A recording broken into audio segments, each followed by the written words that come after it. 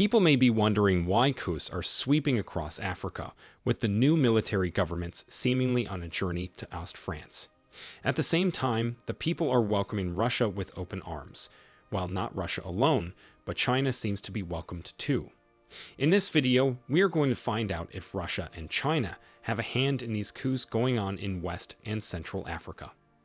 The parasitic relationship between France and various African countries has been going on for decades at different levels.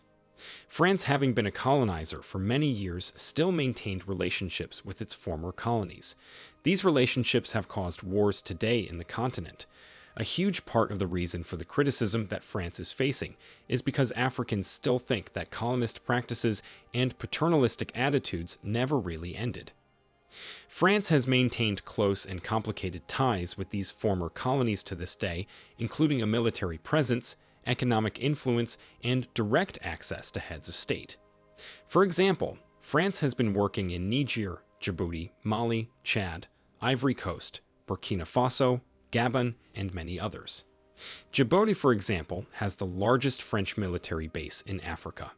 France has always used African money and resources to finance its political parties. They exploited Congo's vast mineral wealth during its colonial rule. After independence, they continued to exploit Congo's resources through unfair trade practices and by using their political influence to pressure the Congolese government to give away its resources at below-market prices. In 2011, the French newspaper Le Monde reported that former French President Nicolas Sarkozy had received millions of euros in campaign donations from African leaders. The report also alleged that Sarkozy had used his position as president to help these leaders secure lucrative contracts with French companies. It was revealed that African emissaries traveled to France with suitcases full of cash, regardless of who won the election. Going back to the military bases in Africa, as earlier mentioned, Djibouti's base's strategic location in Africa provides them with access to the Red Sea and the Indian Ocean. The military installation serves as a logistical hub for French military operations and protects French commerce ships traveling through the economic corridor. There are also 4 military bases in the Sahel region, which include Senegal, Niger, Chad, and Ivory Coast. These locations functioned as command and control hubs for French military operations against radical organizations. They were put in place with the expectation that French soldiers would operate from there to remove radical Islamic organizations in these nations, but it hasn't worked. All these inefficiencies add to Africa's growing hostility toward the French. African countries are using a similar pattern now to stand up to these Western powers. This pattern is distinguished by a coup in which the army seizes authority and takes over the country. This has already occurred in countries such as Burkina Faso, Guinea, Mali, and Chad. There is already a rising cynicism among these countries' citizens toward the French expatriate. Burkina Faso and Mali's governments issued deadlines for France to withdraw its armed forces from their nations. The ultimatums were issued after both countries accused France of failing to do enough to combat terrorism and insecurity. The withdrawal of French troops from Burkina Faso and Mali reflects growing discontent with French military operations in the Sahel area. This was a significant development, as France had been involved in the Sahel region for over a decade. The inhabitants of Burkina Faso and Mali believe that the French military presence has had little impact on lessening the threat of terrorism. Niger too believes that the French are doing nothing in their country. The French ambassador to Niger has left the country for Paris. In Niger, Mohamed Bazoum, a trusted ally of France, was taken hostage in the presidential palace by his guards in late July. People had taken enough from him and enough of the French extended influence. To show how much disdain was harbored among the people against France, the protesters marched to the French embassy and destroyed it. The following day, it was announced that the military was ending its cooperation with France. The protest in Niger was serious as people were seen burning French flags, raising posters, and the flag of Russia, with many of them chanting Vladimir Putin's name. It's difficult not to see where Africans are coming from, given that France has been accused of exploiting resources from the continent and meddling with the politics on the continent even after independence.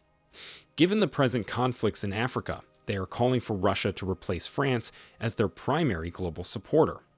France and Russia appear to be conducting another war of influence far from Africa, and Russia appears to be winning. Since the days of the Soviet Union, Russia has been staunchly opposed to colonialism. Russia is recognized as a lifesaver in several West African countries, including Ghana, Guinea, and Mali. This is due to the Soviet Union's reputation as a powerful anti-colonial force that aimed to liberate Africans from European, American, and capitalist domination at the time. Russia has maintained a diplomatic presence in most African countries for decades, which is why its influence is more deeply embedded and grounded than that of any European nation. The United States, France, and other Western countries are installing puppet leaders and assassinating any who oppose them. Patrice Lumumba of the Democratic Republic of the Congo, Amilcar Cabral of Guinea-Bissau, and Kwame Nkrumah of Ghana are examples of some leaders who were assassinated. So, why won't Russia come in? Russia's arms exports to Africa have increased in recent years, as Russia has sought to expand its influence on the continent. Russia has also been able to offer competitive prices for its arms, which has made them attractive to some African countries. Russia overtook China as the top weapons supplier to sub-Saharan Africa between 2018 and 2022. Wagner Mercenary Group has become deeply involved in the security interests of countries such as the Central African Republic and Sudan, providing not only military training, but also security for gold and other mines in return for a share of the profits. Another reason Russia is gaining headway at the expense of other countries is that Russia has an advantage that directly addresses an issue that African countries face: food. Russia was the world's greatest producer of barley in 2019, the world's third largest exporter of wheat, the world's second largest producer of sunflower seeds, the world's third largest producer of potatoes, and the world's sixth largest producer of eggs and chicken meat in 2019. Many African countries have become dependent on and grateful to Russia. Russia wants to stop the Trans-Sahara pipeline, which passes via Niger, so that Western Europe will have no gas and fuel, and so will be forced to turn to them. Also, a country like France depends on Niger for uranium, which is used in its nuclear plant, and Russia wants to block it as all of them are backing Ukraine in the war. Russia is not the only country that has an impact on these African countries. China does too. The Chinese government has made significant investments in African countries in search of new partners and markets.